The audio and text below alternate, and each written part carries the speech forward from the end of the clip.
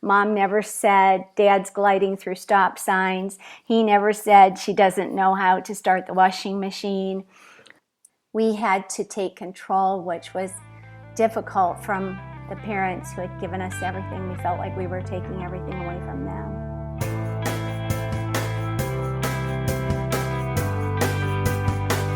Welcome to Zestful Aging, where I talk with fascinating, talented, and inspiring guests who reflect on the adventures and challenges of aging and who are living their lives with vibrance and purpose.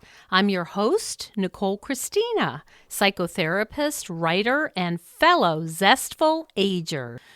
I want to invite you to my brand new free webinar, Zestful Aging. Here's how you do it. You can sign up at NicoleChristina.com. And as always, I appreciate your feedback. Well, I have my Jack Russell Terrier Sparky right beside me and my coffee in my hand. So let's begin.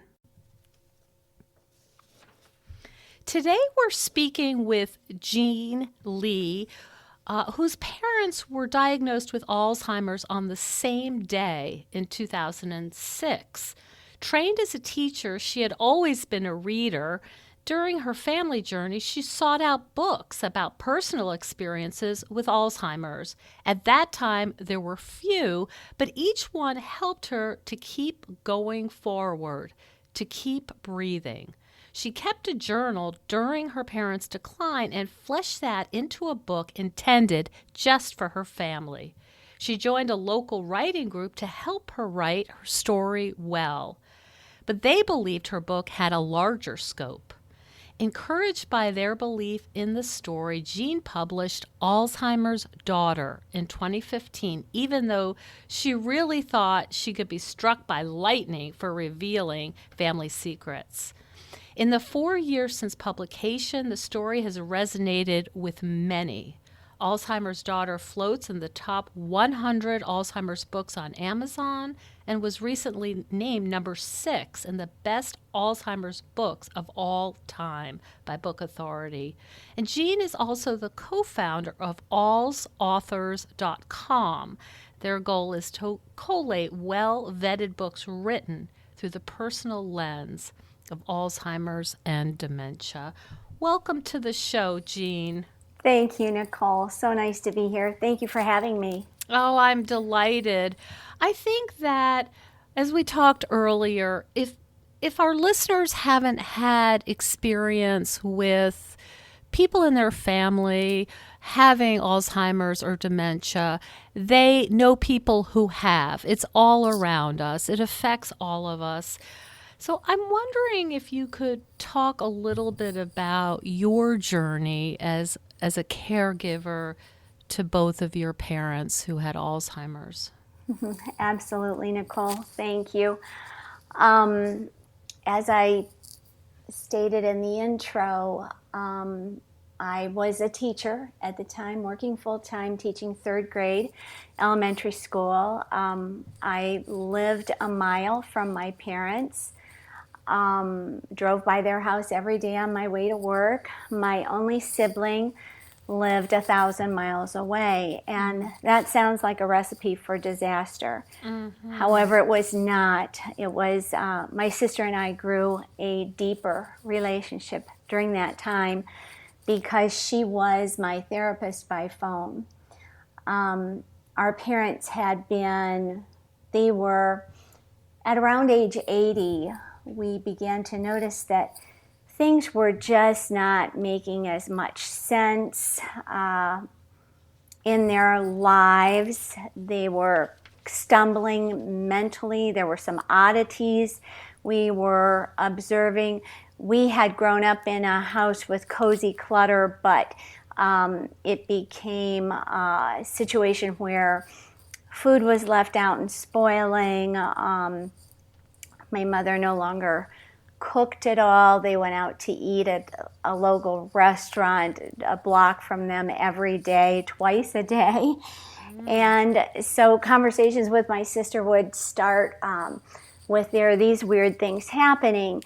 And she suggested that I keep a journal at that time so that we could, when we talked, I could open it and we could look at dates and frequencies, which kept us on the same page. That journal was something then that I felt great guilt in writing. And in fact, I prefaced in the front of it, it was a spiral bound notebook that no third grader in my class ever wanted because it was a black one. And I prefaced in the beginning, I'm only writing this for the sake of documentation. Why? What was the guilt about, Jean? What were you worried about? That's a great question. My parents had given my sister and I everything in life, and they had been people who supported us with invisible pom-poms. They were our cheerleaders in every respect. And so to begin questioning these things about them and actually write these things down. That might have been embarrassing, you mean? Yeah, I them? felt like such a betrayer. And like I was tattling. And I actually threw this journal in the bottom of my kitchen junk drawer with this preface in it if anyone should find it. Because it was just painful for me to make every one of those entries. The journal did end up becoming a key piece in their diagnosis as I worked with a gerontologist and social workers in that geriatric field. And so then that caused even greater guilt. You know, I knew that we had to do something. My sister and I were concerned. We wanted to be proactive rather than reactive. Yes. Because our parents had cared so well for us, we knew it was our responsibility to care for them. It was not a situation where dad could take care of mom or mom could take care of dad. They never tattled on one another. They were a tight team. Mom never said, Dad's gliding through stop signs. He never said she doesn't know how to start the washing machine. We had to take control, which was difficult from the parents who had given us everything. We felt like we were taking everything away from them. So the book came about because I live in a very small community, and I did not feel as though once they had this diagnosis that I could reveal that. It was a part of their healthcare privacy. They never wanted the word spoken again once they heard it. And It became a family secret. Yes. And people that I worked with, I shared this with, probably less than a handful of coworkers. And they just could not believe that both of them had been diagnosed on the same day and were experiencing this dual decline. And they said, Jean, you need to write a book about this. Well, writing a book had never been on my bucket list. And at the time, because I was making decisions for both mom and dad, I was so overwhelmed and just drowning in working full time. I thought, I don't have time to write my lesson plans.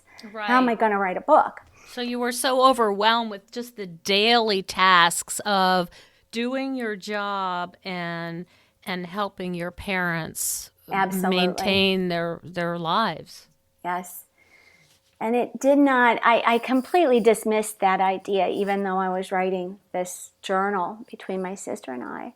I dismissed the idea of writing a book until it was a week after my mother had passed. And I was sitting with my dad, and he said to me, he had no memory of her, no memory of 66 years of marriage. And I thought, wow, this is a story that might help others, because I had read my own way through the journey. I just had to read everything I could get my hands on. And that was the early days of e-readers, and there was not much out there written through the personal lens. I did not need to know facts and figures or progression or stages. I just needed somebody else who was going through this.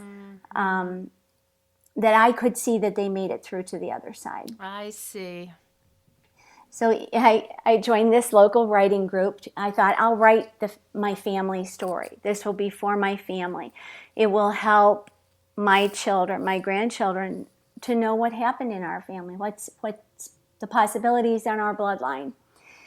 And I joined this local writing group to help me write my story well. And they said, Jean, this has more scope than your family.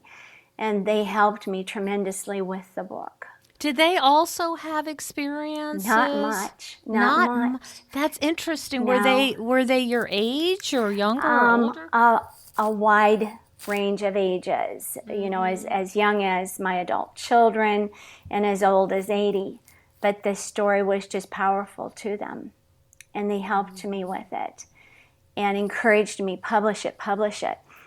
And even the night that I finally had everything done, I finally thought I was brave enough to click that publish button. I really did. I'm not joking. I thought I could be struck by lightning for revealing such personal things. So. That took a lot of courage, but it also tells me how strong your conviction was that this could help other people, that you wanted to put it out in the world. I hope so. I mean, people have asked me, was it cathartic to write it?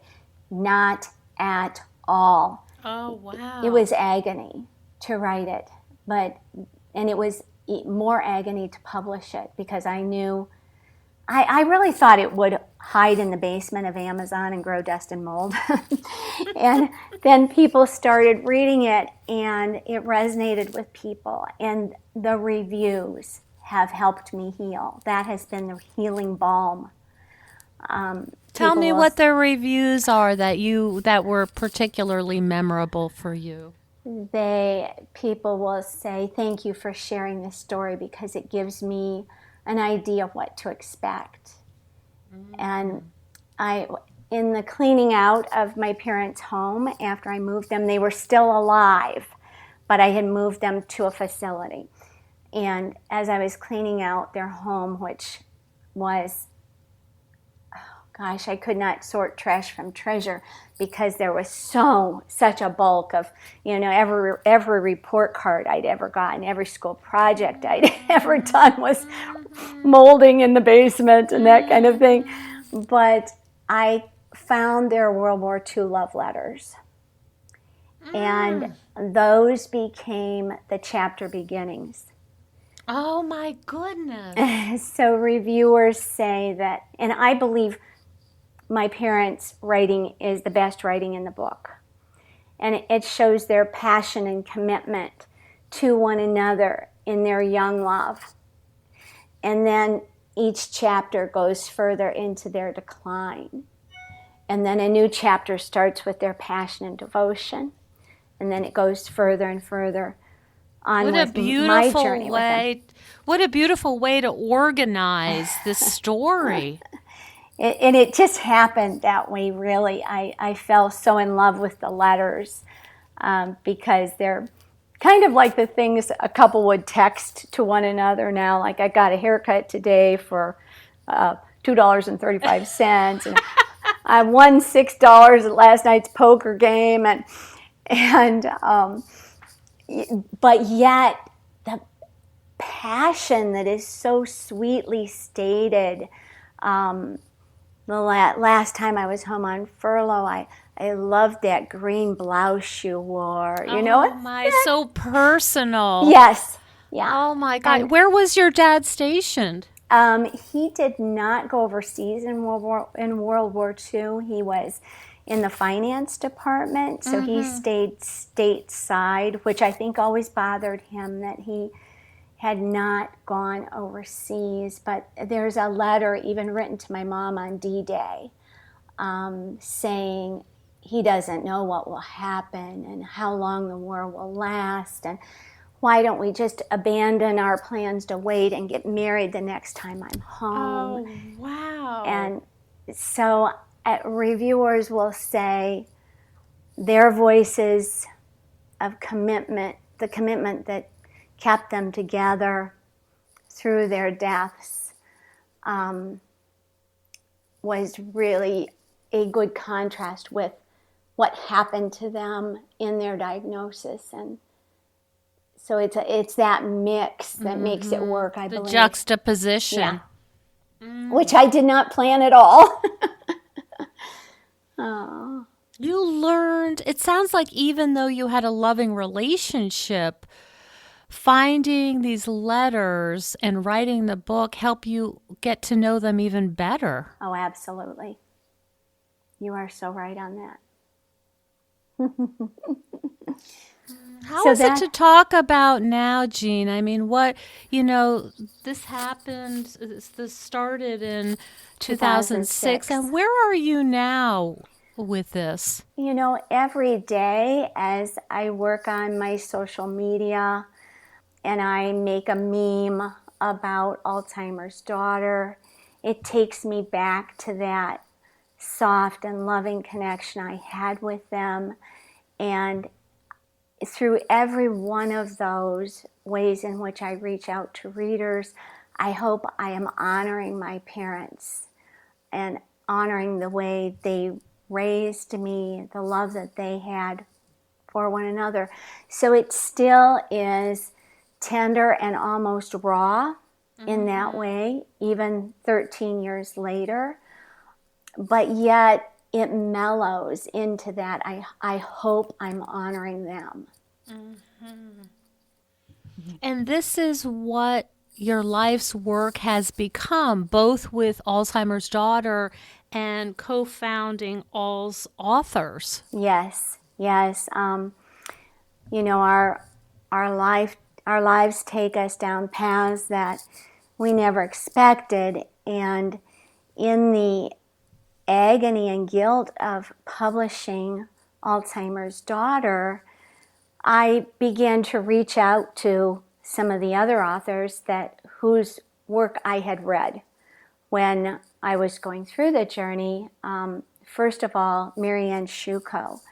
She had a beautiful book, Blue Hydrangeas, which is fiction based upon her work as a nurse and her work discharging elderly patients into unsafe situations. And she had a couple in her professional life that she knew she was releasing, and they could be unsafe, and she took the idea of that couple and created a fictional book around what had happened to them prior to this, what happened to them after they were released from the hospital, what happened to them with their son. And it was, even though it was fiction, it was written with, in a way that I, who was really going through that journey in my life, could relate to. It was fiction, but she obviously had a lot of experience understanding the progression of this illness. Yes, even though she did not have Alzheimer's and dementia in her own family at that time. And so I sent her a copy of Alzheimer's daughter. I just got my brave on, and I put it in an envelope, and I wrote her a personal note, and I said, I loved your book so much. Might you take a look at mine and see if there is any merit in it? And she got right back to me, and she said, this is a beautiful book. And she was kind of having trouble finding a home for her book because it was a love story about people with Alzheimer's. So it didn't really fit into romance collections or anything. Mm-hmm. And so she said, would you consider working with me to raise awareness of books written through personal experience about Alzheimer's? And I said, I'd love to. And we had other people in mind whose books we had read. And we reached out next to Vicky Tapia, who wrote, I had read her book, Somebody Stole My Iron, was a memoir about her mother's journey. And Vicky said, yes, she would love to join that effort. And that was, about 3 years ago. And these are people all over. I mean, this isn't just Ohio. No, Marianne lives in New York and Vicki lives in Montana, and we had never met face to face. We would use Google Hangouts, to meet virtually every week and kind of plan. Our goal was to find other authors of well-vetted books written through the personal lens so that we could build a website and make a gathering of those resources for people who were stuck without them, like we were when we were on our journeys. And then we 3 other authors have since joined us. Catherine Harrison, who you interviewed, the author of Weeds in Nana's Garden, which is such a beautiful children's book. It is. Oh my gosh. And then Ann Campanella, who wrote Motherhood Lost and Found. She was going through the pain of miscarriage as her mother she was losing her own mother to Alzheimer's and dementia. So she was losing a mother and then lost and found. She did have a child, but it was so painful when she needed the support of her mother during these painful miscarriages to be losing her mother too. Oh my goodness. And then what was it like for you? You said earlier that writing the book was not cathartic. In fact, it was agonizing. Yes. What was it like finding these other writers and sort of building this community? What was that like? Such comfort, because we all understand one another. Our most recent addition to our management team is Irene Olson, and she wrote Requiem for the Status Quo, which is fiction, but based upon her experience with her dad declining from Alzheimer's. But all of us feel like we feel like we have found a sister or a brother when we find someone else who has had this experience, even though a lot of the books my book is written in a peaceful tone because we were basically a peaceful family. But many of the books that we feature, it's very common to have strife in a family. As siblings are trying to deal with this together, or as dad's trying to take care of mom and he doesn't want interference from the children. And so we try to represent all viewpoints and also all facets of dementia. We have books on Lewy body. We have powerful, powerful books written by spouses who are caring for their spouse. Could you define Lewy body for our audience? Not everybody is. I just learned what that was fairly recently. And I'm not sure I can do a good job of it, but it is the frontal lobes of the brain are affected, and it can very much alter personality. And so Lewy body is not a peaceful journey for that caregiver. Is it a kind of dementia? Yes, it is. Okay, yes. I see. And then I would say maybe 15% of the books that we have now, which we have 180 authors now writing for us about their books. Wow. And probably 15% of those are written through the lens of living with Alzheimer's and dementia. And those books, I think, are our most powerful. They are writing their way through the journey. Wendy Mitchell from the UK, Kate Swaffer also from Great Britain, Norm McNamara from Wales. He has written a book called The Lewy Body Soldier. So he's living with Lewy and writing his journey. So I really do feel like we have something for everybody whose life is affected. We have a book that has the slant for what you're going through. And so, yes, I never would have expected this when I was teaching third grade, which I loved. I mean, that was a very rewarding career for me. But I never would have expected that something like this could be built out of something that was filled with such pain for me. That's right. And this is a theme that I've heard from other guests is you're brought to your knees and don't even know if you can get through the next hour and never imagine that at the end of this journey, something is going to grow. You just can't even imagine how that could be given your current state. I agree.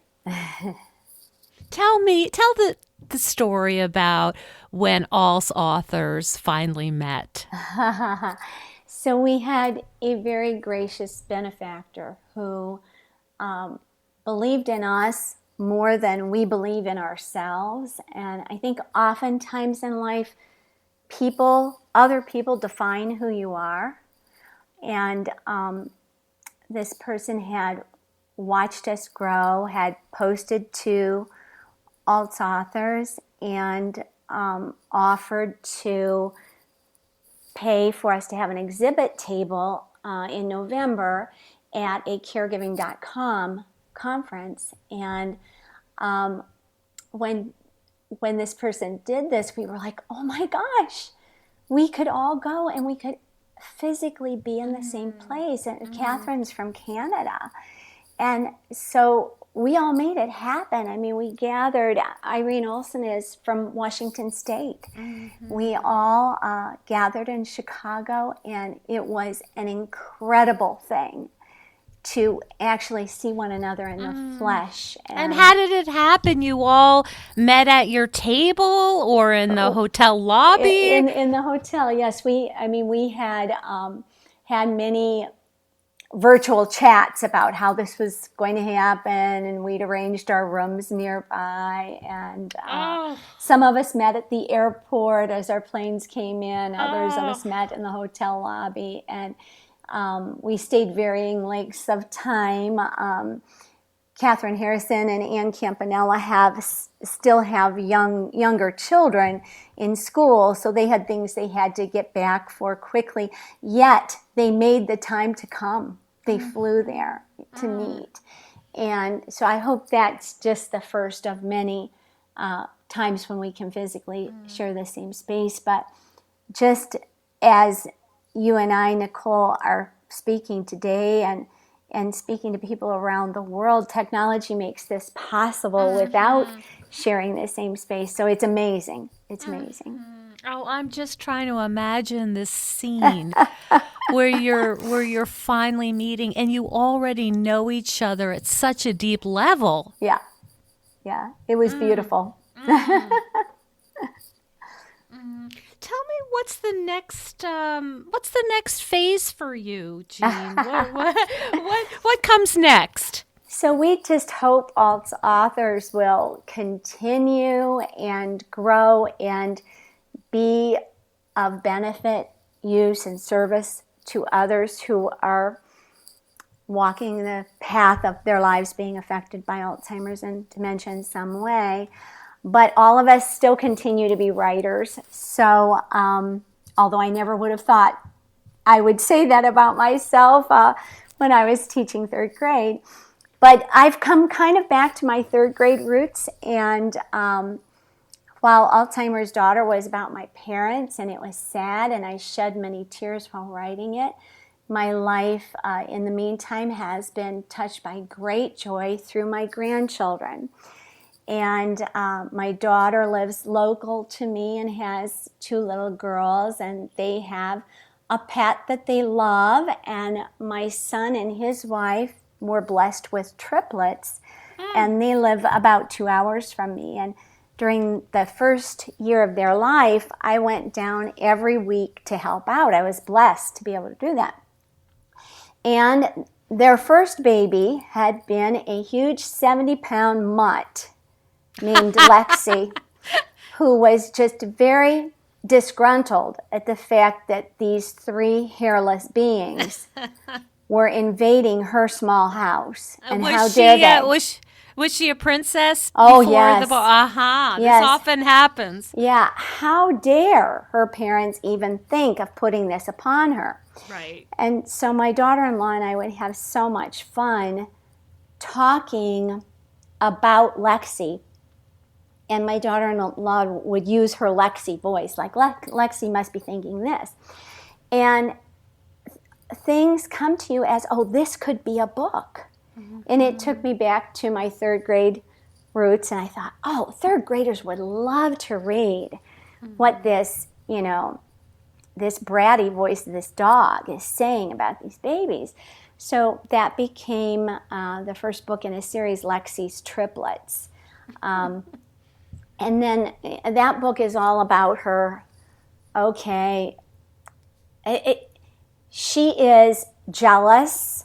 She goes through so many feelings of possible abandonment, things that children feel in their own lives as well.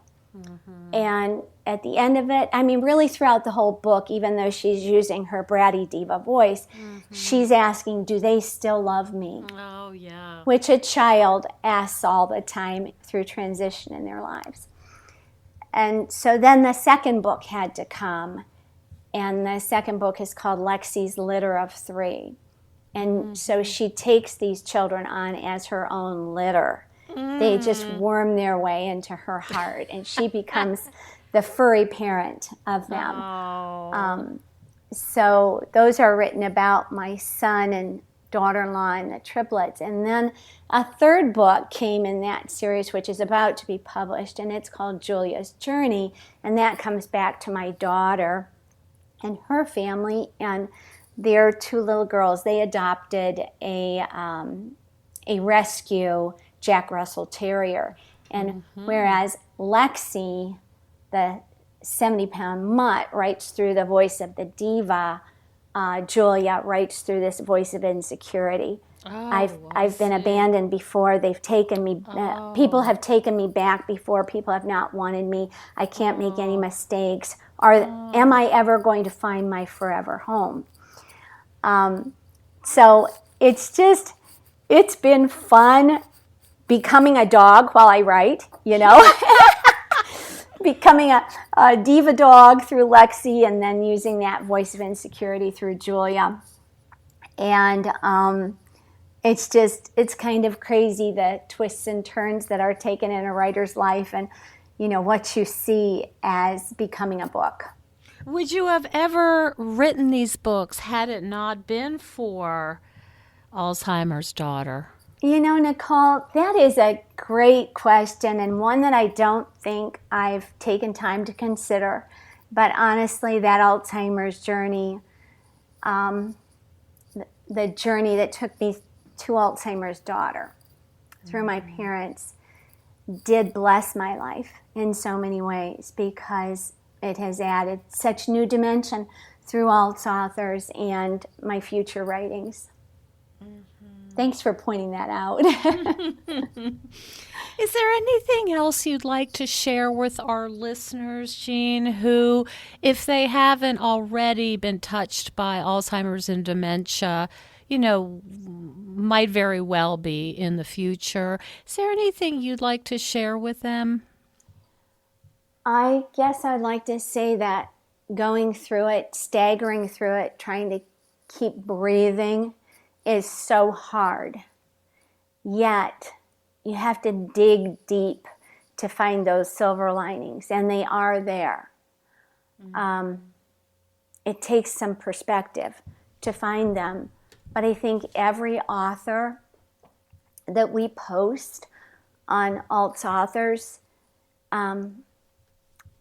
as dark as the experience may have been for them, they always are concluding the silver linings as they're writing. And I think that's what we'd like to communicate, that there is hope.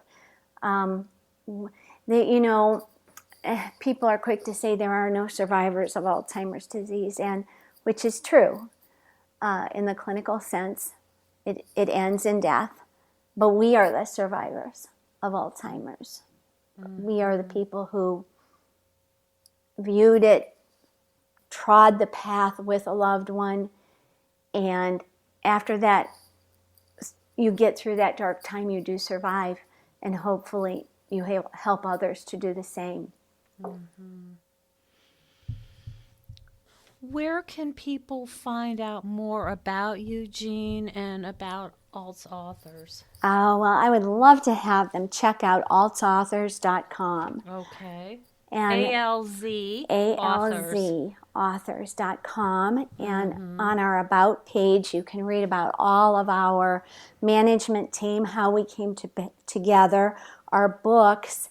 But on the website itself, we have a bookstore, which links straight to Amazon. We are an affiliate, so if you buy a book through our the link that we provide, it's not going to cost a buyer even a penny more to buy it that way, but we might get 4 cents from the sale of that book, which might help us pay for our domain. Yes, I would hope so. And so, it's a gathering place for these wonderful books written through the lens of personal experience. And then each author has written a post for us. So we have 2.5 years of posts where every one of these authors has written 500 words for us, thereabouts, about the story behind their story. Where were they in life? What prompted them to write this book about Alzheimer's? And even though some of them are kind of guidebooks, or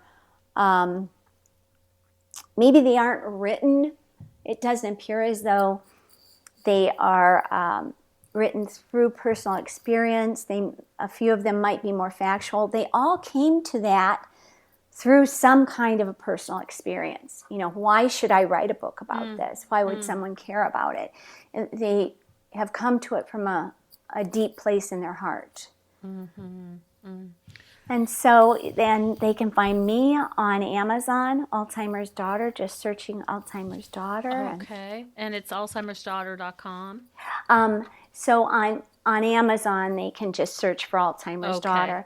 I do have an alzheimersdaughter.com, also my own website, and we repost basically Alt's authors on there because we really want to give each of these authors as much exposure as possible. I see. It's such a community effort. It is. We all spent years in this journey. When someone writes a book about it, if I think about my journey with my mom and dad being 5 years and 6 years, that's 5 years of my life that I've written about, I've committed to a book. And for each author, it's years of their life, years of experience, years of reality that they want to share to help someone else. So we want to elevate those books so that people can find them. What a wonderful resource for everyone wanting to learn more about Alzheimer's and dementia. Thank you so much, Jean, for sharing your experiences, although they're obviously very painful. But thank you so much for also giving us perspective and introducing us to All's authors. I will put all that information in the show notes so people can find you. And I wish you the very best luck. Thank you so much, Nicole, and thank you for the insights that you added to my journey. You've really given me something to think about as well, and thank you to your listeners. Thank you so much for joining us on Zestful Aging. If you like the podcast, please share with some of your friends. I love to hear from my listeners. Send me an email at nicolechristina.com. And please consider becoming a patron of the show. You will get access to exclusive bonuses, and you will be part of the Zestful Aging community. Keep us going strong. Go to patreon.com/zestfulaging. See you next time for another episode of Zestful Aging.